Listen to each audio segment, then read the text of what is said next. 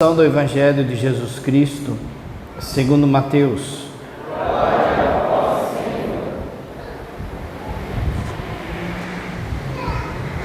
Naquele tempo disse Jesus a seus discípulos esta parábola: O reino dos céus é como a história das 10 jovens que pegaram suas lâmpadas de óleo e saíram ao encontro do noivo. 5 delas eram imprevidentes e outras 5 eram previdentes. As imprevidentes pegaram as suas lâmpadas, mas não levaram óleo consigo.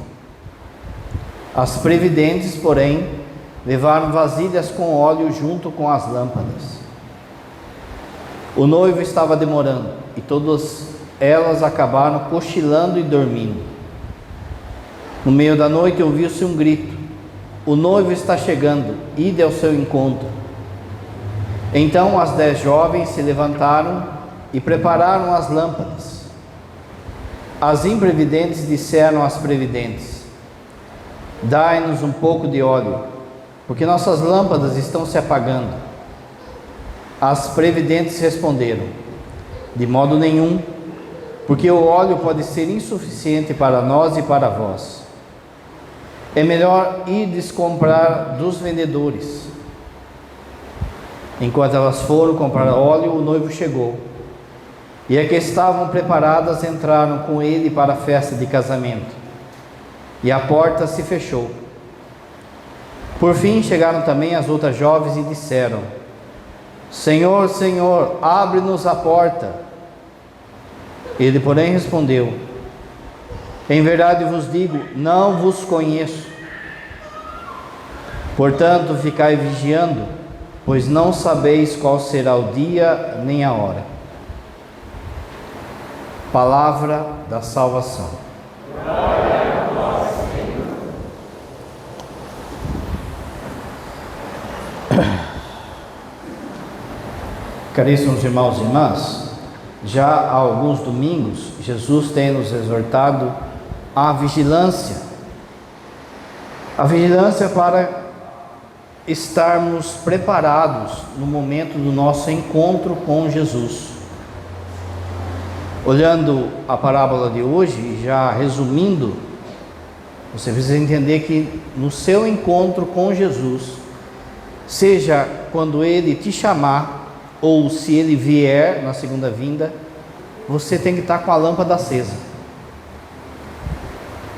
Se tiver com a lâmpada apagada, não entra na festa de casamento, não entra nas bodas, não entra no reino. A luz, dita aqui no texto, ela representa a fé. Mas para ser de fato fé, é necessário que ela seja uma virtude teologal, uma virtude que vem de Deus. Uma fé humana não basta. O que é uma fé humana? Uma fé humana todo mundo tem. Se você não tiver fé humana, você não atravessa a rua. Por que você atravessa? Porque você tem fé que não vai acontecer nada. Se você ficar desconfiado, você não vai. Muita gente tem confundido a fé humana com a fé teologal, com a fé virtude teologal. No nosso momento do encontro, a gente vai ter que mostrar para Jesus que a gente está com fé sobrenatural, com fé virtude teologal. Como é uma virtude teologal, essa fé ela vem de Deus, é Deus que nos dá. Quando que foi dado essa fé para nós? No batismo. No batismo, Deus vem e começa a habitar no nosso coração. Na teologia a gente chama isso de inabitação trinitária. A gente acabou de celebrar Santa Elizabeth da Trindade, que foi uma santa que desenvolveu muito isso. Então, quando você é batizado, a Santíssima Trindade vem no seu peito e faz do seu peito uma morada. E você se torna templo de Deus. Porque Deus está aqui no seu coração, Ele traz todos os dons do Espírito Santo, todos os frutos do Espírito Santo e todas as virtudes teologais: fé, esperança e caridade. Se você comete um pecado grave, você apaga a chama. Você expulsa a Trindade do seu coração.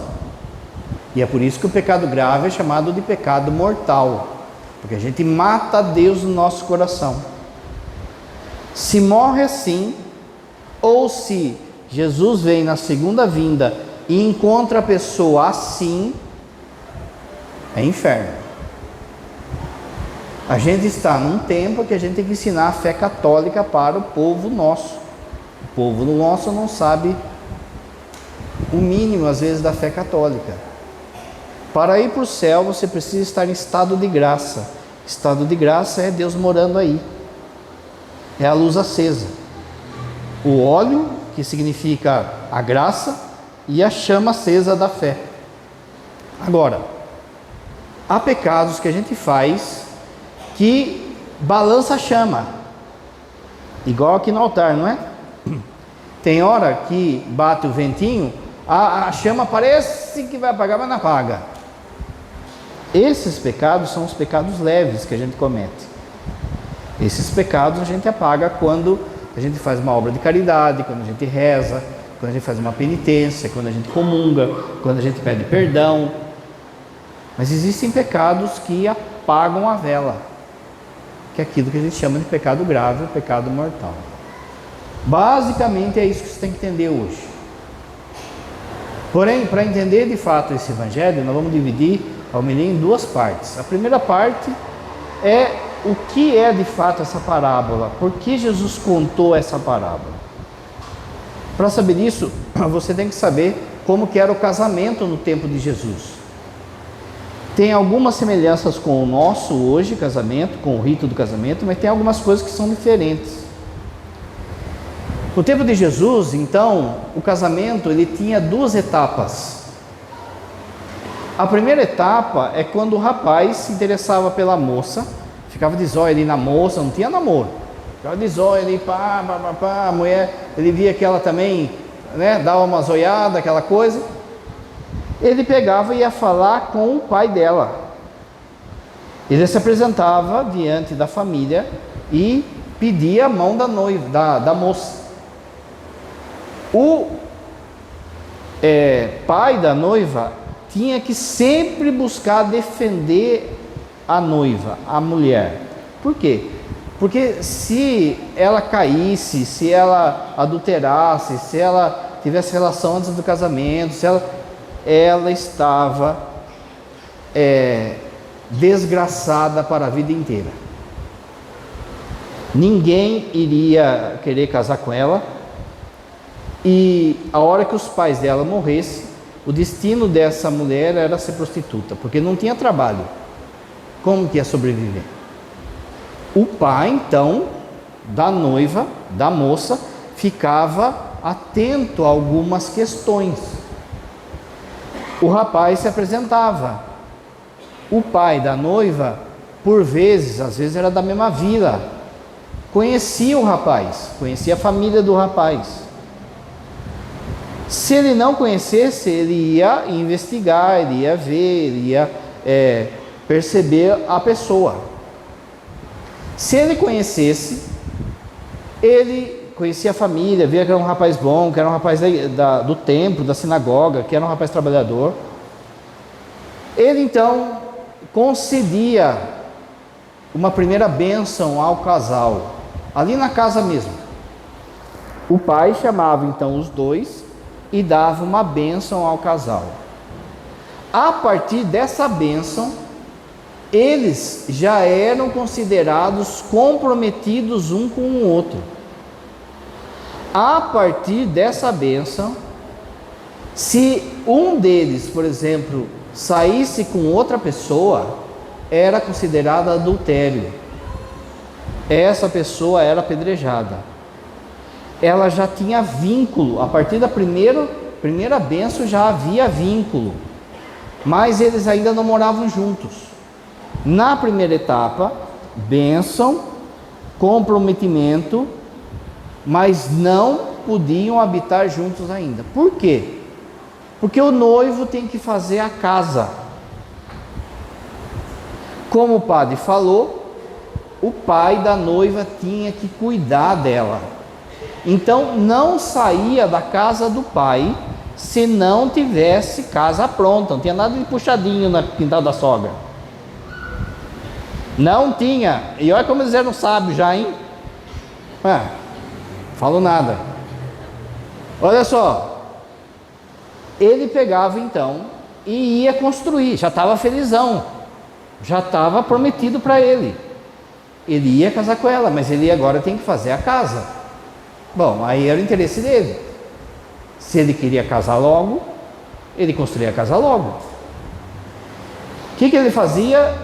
Se ele tinha interesse de casar logo, ele chamava os seus amigos, os amigos do noivo. Não é assim? Vamos lá sábado em casa, vai ter uma feijoada. Chega lá, antes tem uma laje para bater. Não é assim? Também já era assim, Se você lembrar, a turma chega para João Batista e pergunta para ele se ele é o noivo, se ele é o Messias. Ele fala: não, eu não sou digno de desatar a correia da sandália dele, eu sou amigo do noivo.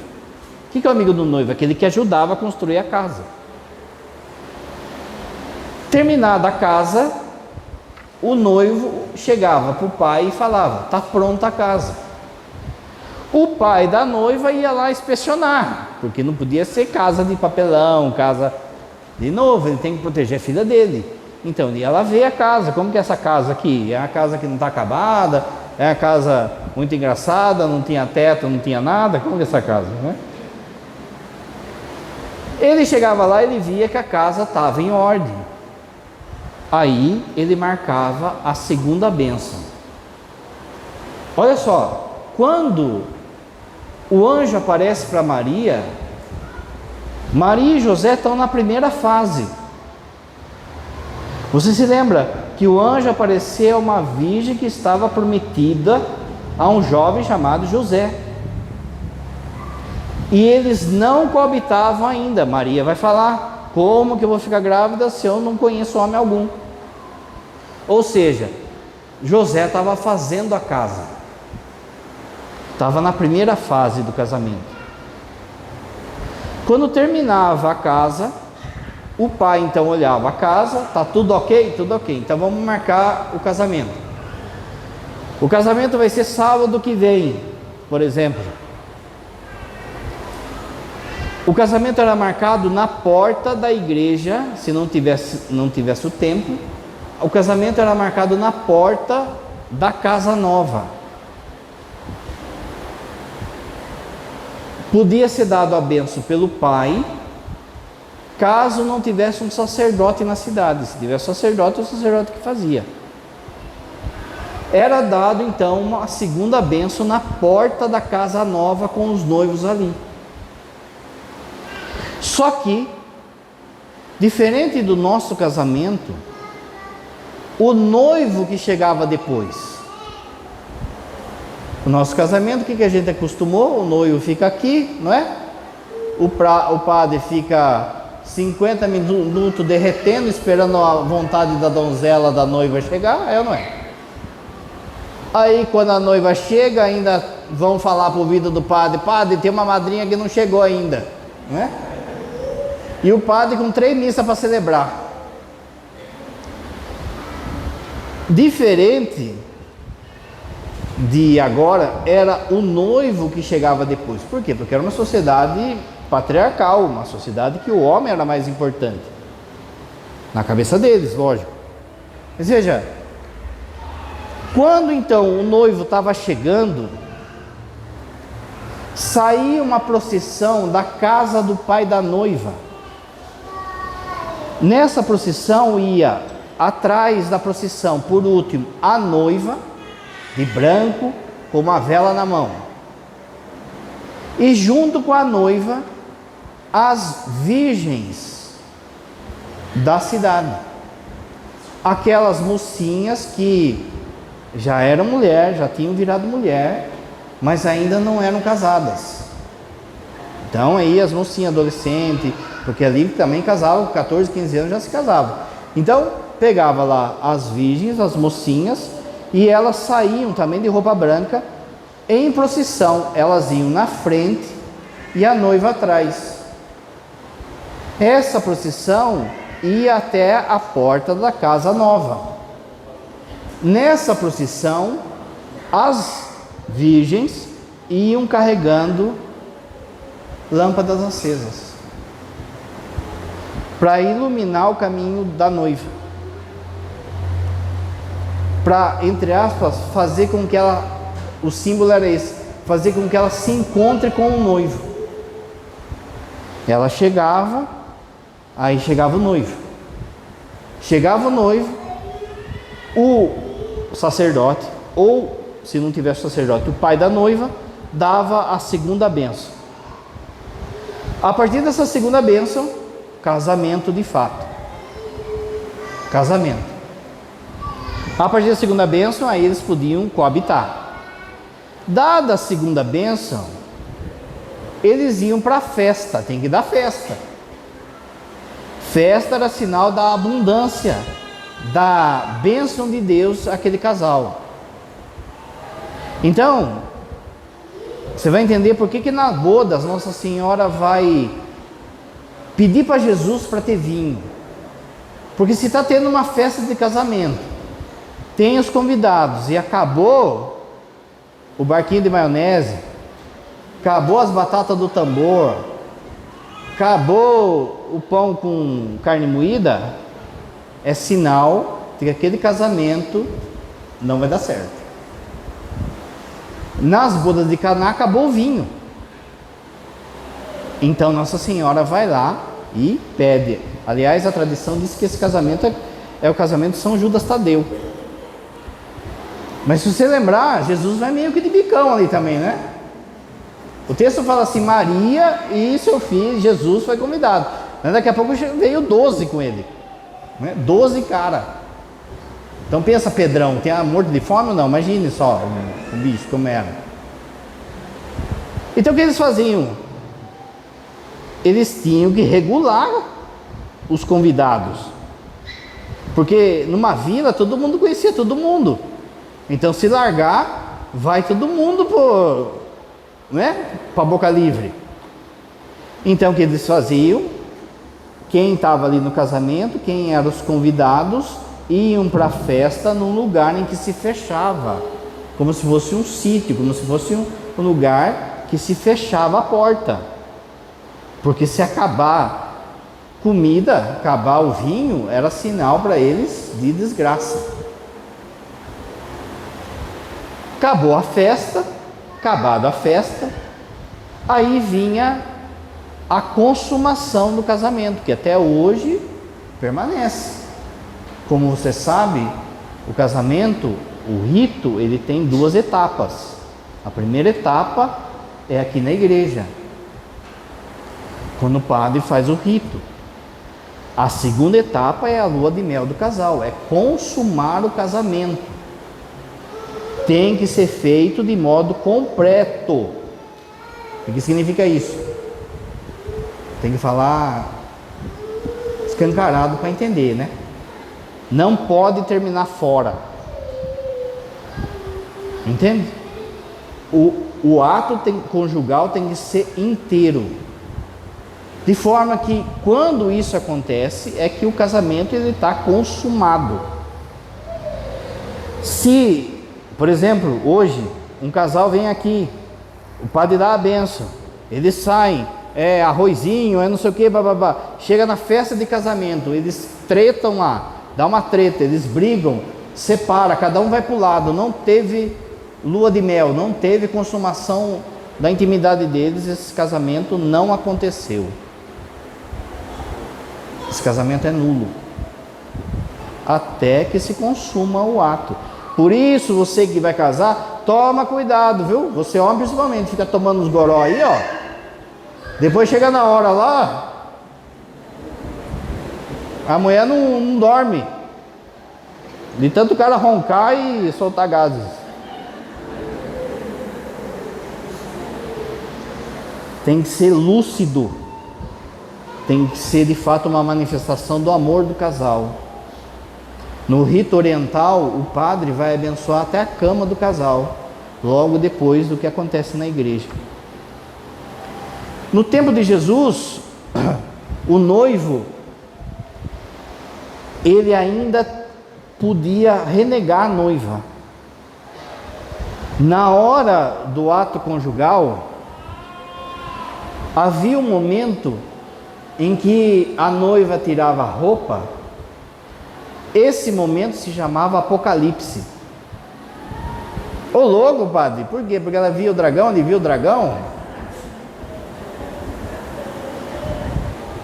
Apocalipse significa revelar-se, revelação. A noiva se revelava para o noivo. Se revelava de forma que olha só, se ela não fosse virgem, ele devolvia a ela. Bastava a palavra dele. Aquela mulher, ela era desgraçada para sempre, porque ninguém mais ia casar com ela. Aquela mulher, ela ficava na casa dos pais. A hora que os pais morressem, para ela sobreviver, ela caía na prostituição.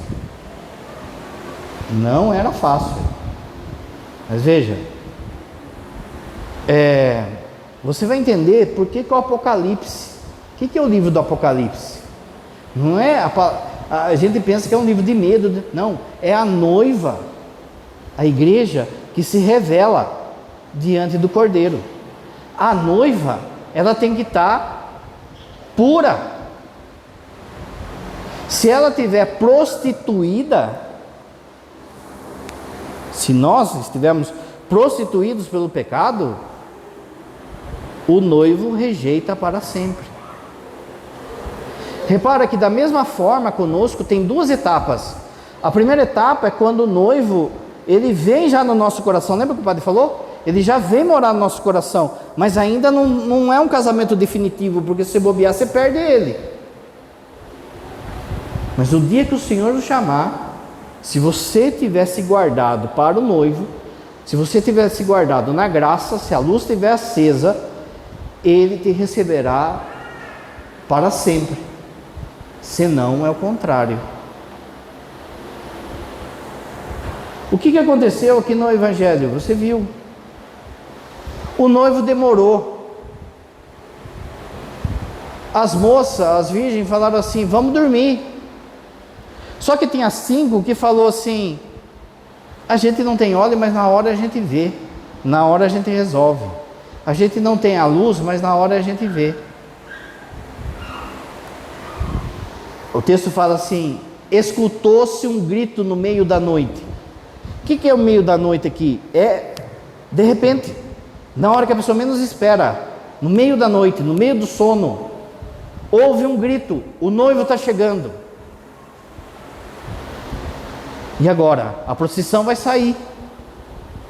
A procissão saiu só com 5, que só 5 estavam preparadas. Quando aconteceu o casamento, quando entraram para a festa, fechou a porta, e aí chegou as que não tinham óleo, que não tinha luz.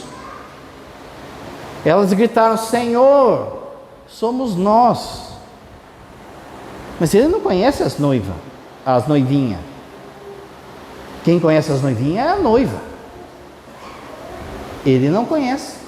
A resposta é: não vos conheço. Percebe então aquilo que o padre falou? A única coisa que você tem que fazer é guardar o seu estado de graça, guardar Deus aí dentro.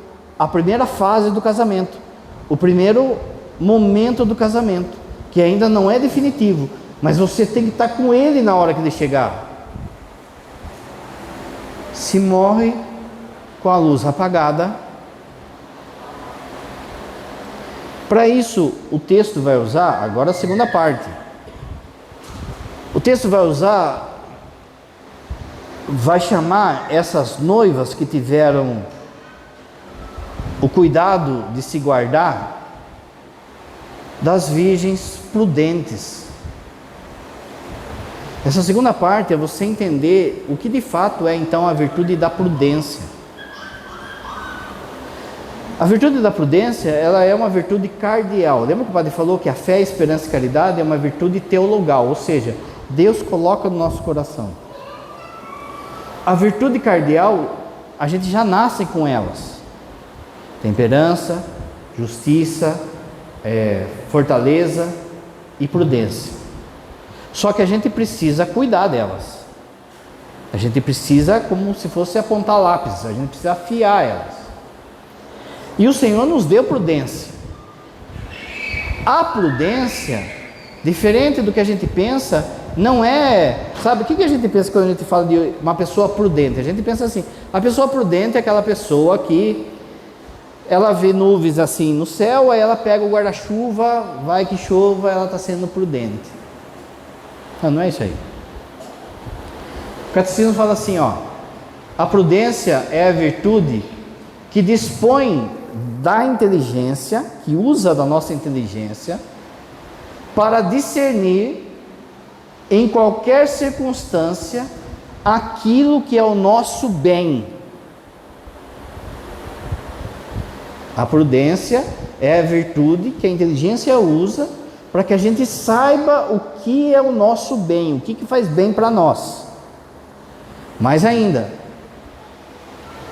e para escolher os instrumentos que a gente possa chegar a esse bem. O que é a prudência então? É a virtude que usa da nossa inteligência para discernir aquilo que é bom para nós. E ela, sabendo o que é bom para nós, a prudência vai usar dos instrumentos, da ferramenta, para que a gente alcance aquilo que é bom para nós. Então, por exemplo, vamos supor, você vai lá, tá gordinho que nem o padre assim, né? Aí tem lá aquele X-bacon, X-tudo, aquele, não é? É gostoso? É gostoso, né? É gostoso. Mas vai fazer bem?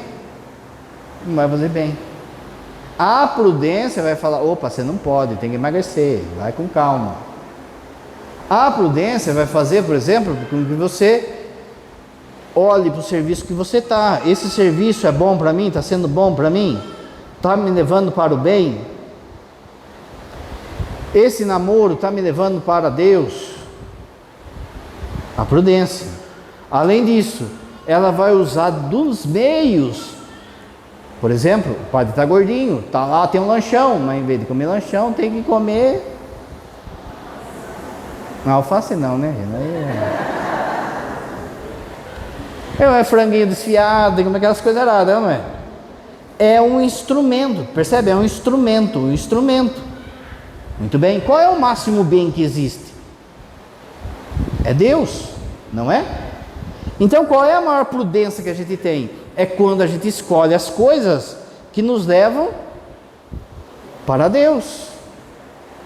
É por isso que na primeira leitura foi dita que a prudência é filha da sabedoria. Na primeira leitura foi dito assim, meditar sobre a sabedoria é a perfeição da prudência. A sabedoria é o maior dom do Espírito Santo. Tem os 7 dons do Espírito Santo, não é? É um degrau, são degraus. O maior dom do Espírito Santo é a sabedoria. A sabedoria aqui não entenda como diploma, como inteligência.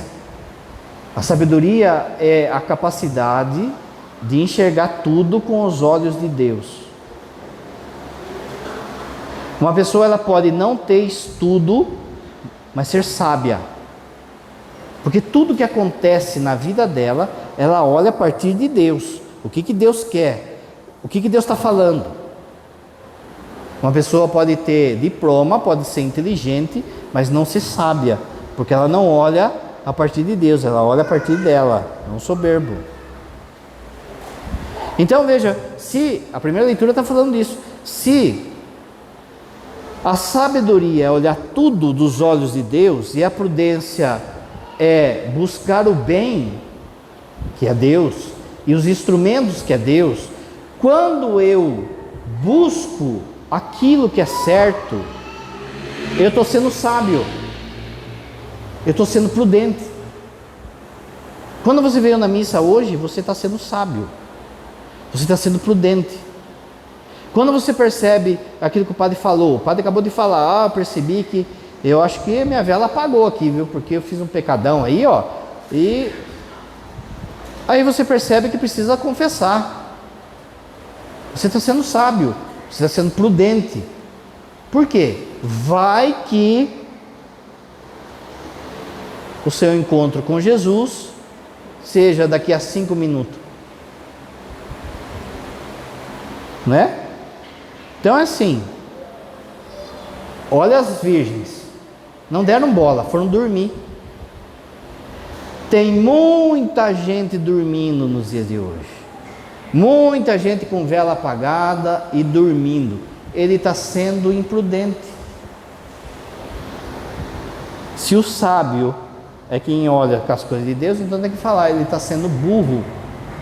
Está sendo burro porque está se colocando em risco. Está se pondo em risco. Está com a vela apagada. E se Deus chamar? Um dos instrumentos que Deus dá para que a gente seja prudente é o tempo. É o tempo.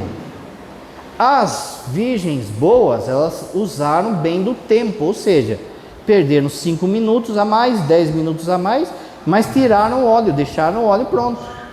As outras falaram, não, vamos dormir.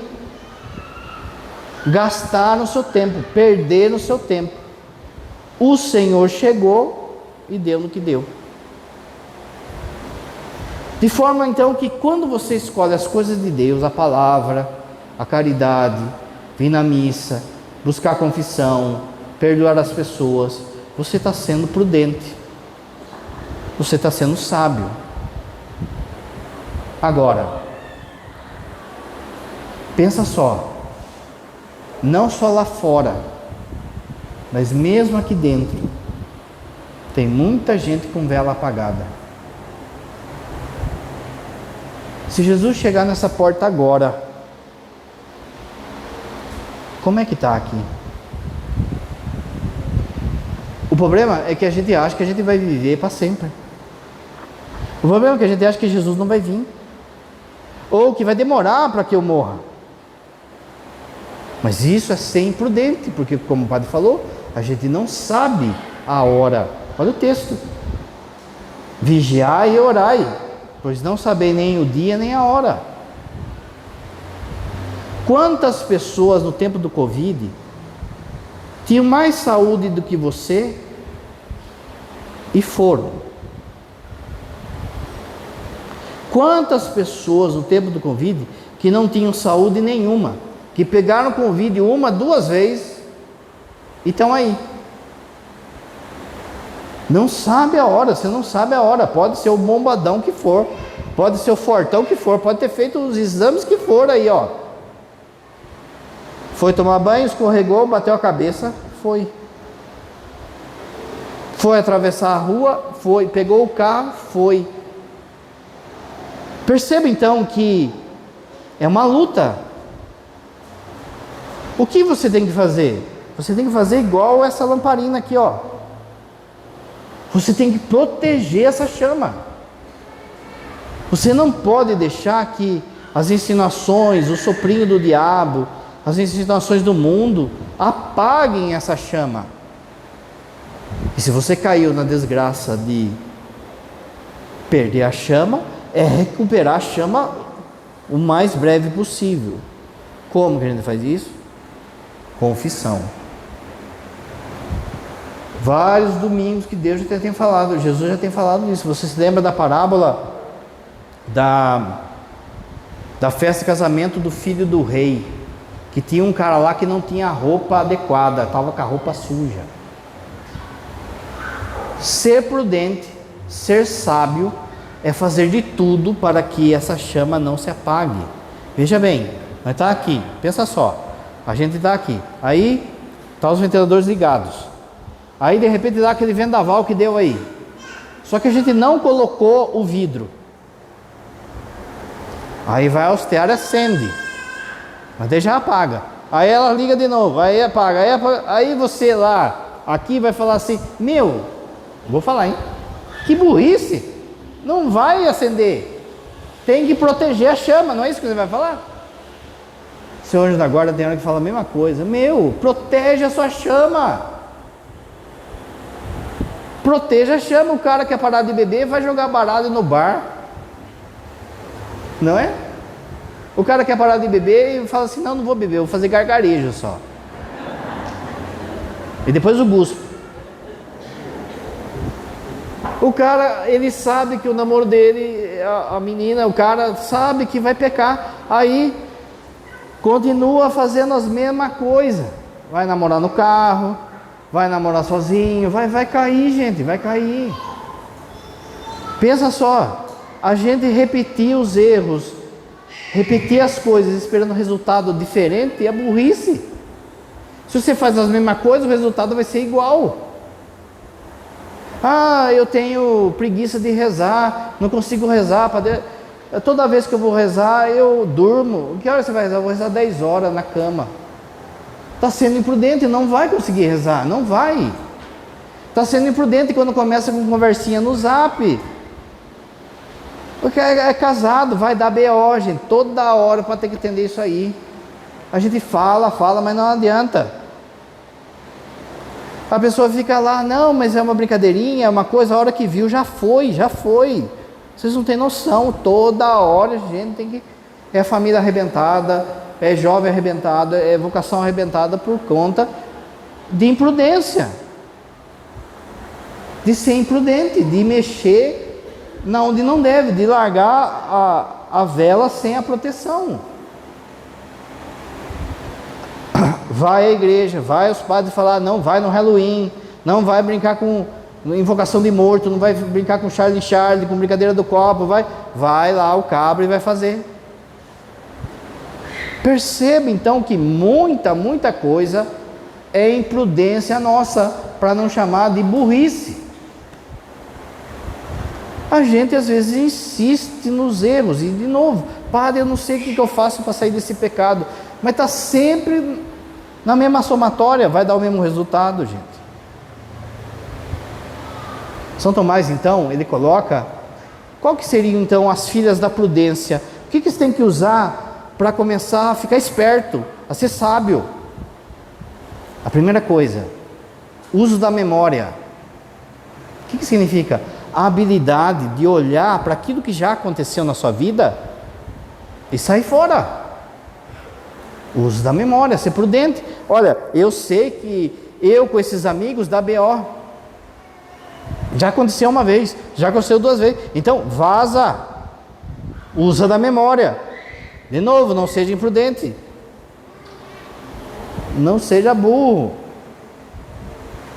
A gente tem que falar assim, não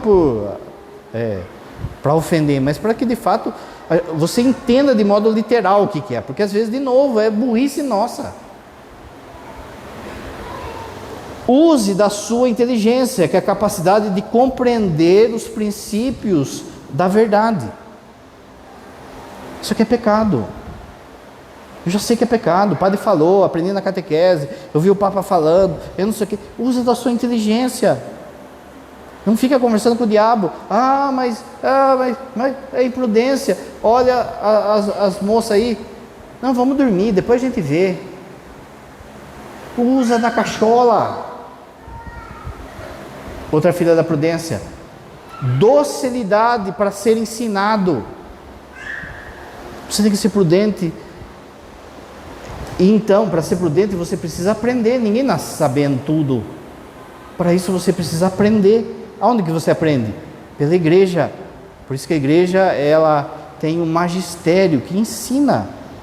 Você vem na homilia para aprender. Seja dócil.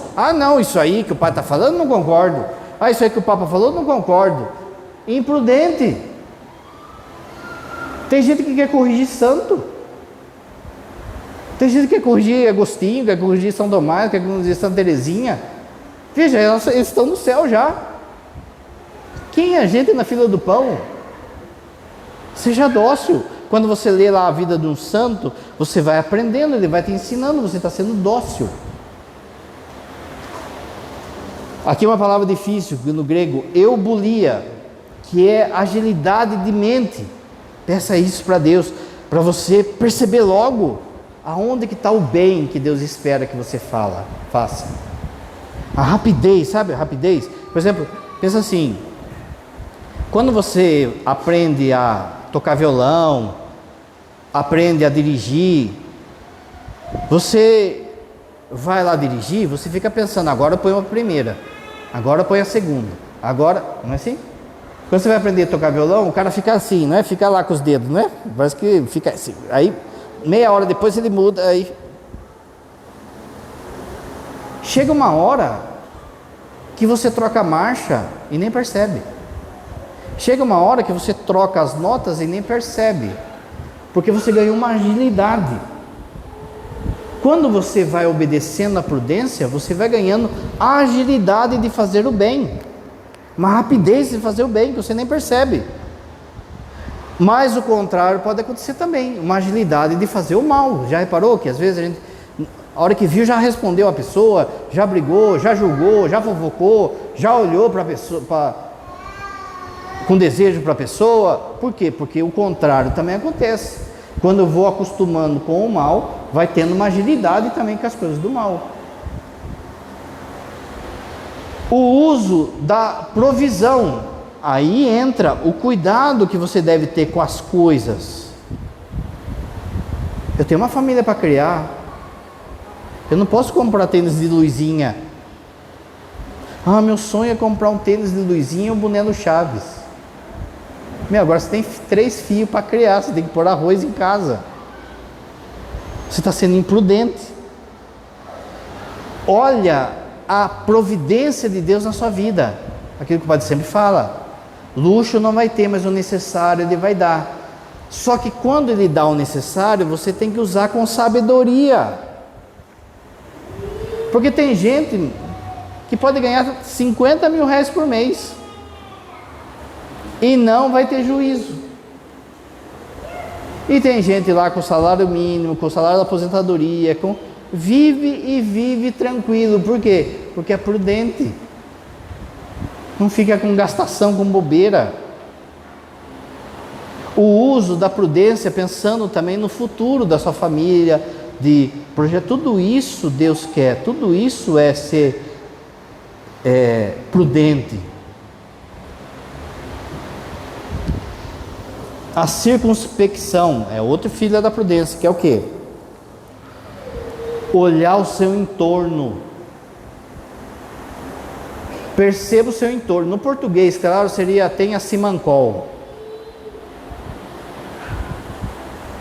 Todo mundo está falando que você precisa mudar esse seu gênio. Aí você fala assim, não, eu nasci assim, eu sou assim, Deus me fez assim. Todo mundo está mostrando que você está fazendo algo errado. Mas está lá o teimoso, sendo imprudente. O padre já contou aqui, não é? Quando estava no quartel, não parece, né? Mas um dia tinha um soldado lá que não acertava o passo da marcha. Não acertava. E aí, o que acontece? Ele fica pagando lá, que nem louco, né? Paga 10 canguru aí, 10 canga poliflex. Canguru, polichinelo, não é? Quando não dá certo, o que eles fazem? Eles põem um babá. O que é o babá? O babá é assim, quando o cara faz errado, em vez do cara pagar, quem paga é o babá. Quem que foi o babá desse cara que tinha o passo errado? Mas não deu outra, não é? Padre, né? E o babá, cadê o babá dele? Não é? Ah, cadê o babá? Tá aqui. Ah, agora você vai dar 10 voltas no grupamento. Grupamento correndo e você tem que dar 10 voltas. Teve um dia que fui beijar a Santa. Tem a Santa lá, Nossa Senhora, tá vendo? Nossa Senhora já era fruta minha já. Vai lá beijar a Santa, guerreiro. Aí você vai lá na água, lá beija a Santa, depois você volta. Porque o cara tava com o passo errado. Aí chega uma hora que a tropa inteira paga. Não dá jeito no cara. Aí vai a tropa inteira, todo mundo dança por causa que o cara não acerta. Aí chegou uma hora que não tinha jeito, não teve jeito. O capitão nosso desistiu. Formatura, que é aquela hora que você recebe a boina, tal, vai as mães, vai a namorada, vai todo mundo lá. E aí desfila o quartelzão e todo mundo fica lá, né? Todo mundo peitão estufado, assim, pá. Vai desfilar todo mundo lá, todo mundo marchando, todo mundo lá, né? Quando bate o bumbo, você bate o pé esquerdo no chão. Quem serviu o quartel vai lembrar. Quem que está com o passo errado? Só o cara. No quartel inteiro, o cara com o passo errado. Quando terminou, todo mundo comentou que foi uma vergonha, uma vergonha. É uma vergonha para todo mundo, para a tropa. O capitão ainda falou assim: vocês não sabem ainda. A mãe dele chegou para mim e falou: só meu filho estava certo.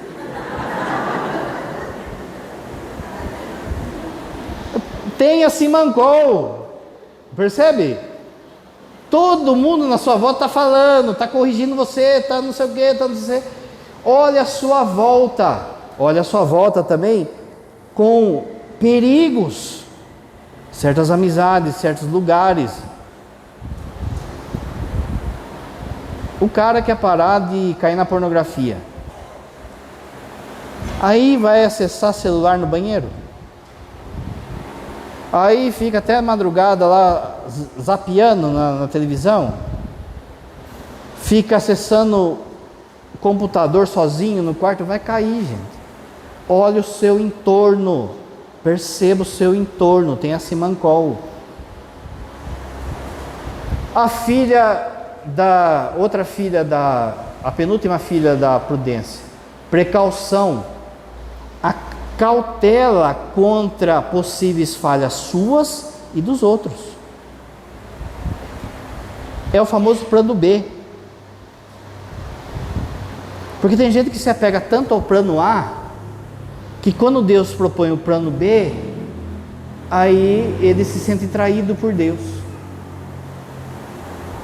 Tenha sempre o plano B. Você pode falhar, as pessoas que estão do seu lado podem falhar.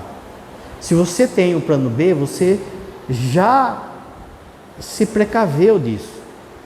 Se você só tem o plano A nas coisas, ou você se decepciona com você, com as pessoas que falharam, ou com Deus. E por fim, a grande filha da prudência é a caridade. A caridade como amor a Deus. Sua família precisa de um pai prudente, de uma mãe prudente. A paróquia precisa de um padre prudente. A escola precisa de um professor prudente. Toma cuidado com esse discurso de vida louca que tem por aí. Inclusive na vida espiritual. Você precisa ser prudente. De novo, vida de oração, vida da palavra, vida eucarística, vida de confissão. Como é que você quer se encontrar com o Senhor? Se for agora, se fosse agora, como que está a sua lâmpada?